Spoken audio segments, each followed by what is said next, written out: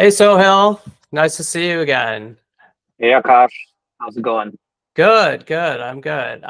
Hope you're enjoying your summer. I thought today we might talk about WordPress actually released a new report called Content Matters 2024. It's a fascinating report. They did a great job. I'll put the link in the post here. But I think a few things that I took away around it. It said that despite the plethora of great data and tools and capabilities, 57% of people still do not have a data-driven content strategy.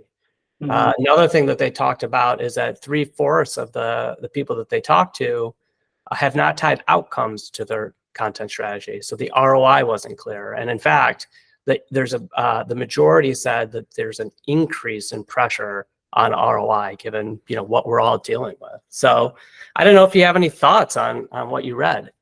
No, I think this is a real issue, and certainly the experience I've had over the last 10 years or so, working at Fortune 10 companies as well as with my current clients, is that there is a real gap between the desire to create content and drive value from it, and the actual ability to do it.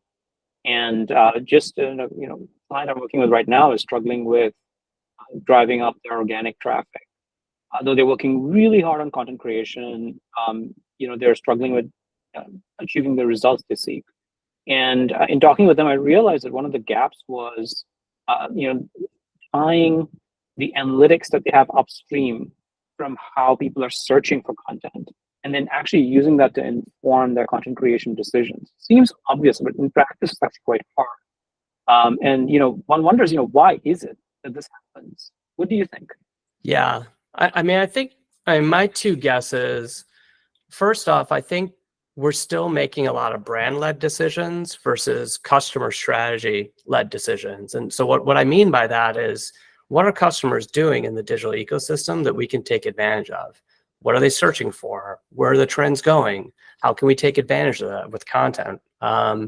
The other piece that I think happens quite a bit is just that those key integration points between analytics and content creation. We probably need more, because I think what we're reading here is that we're not tying it to outcomes enough, and we're getting more pressure to understand it. What do you think some of the root causes are?